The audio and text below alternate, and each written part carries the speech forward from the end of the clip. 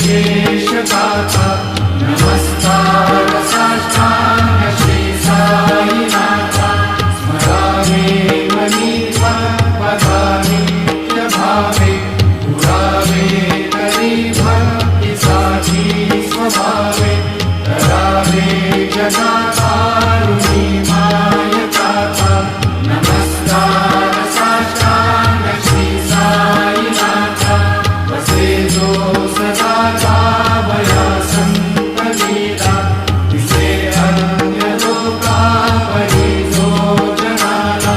परी अंतरी ज्ञान कैवल्य दाता नमस्कार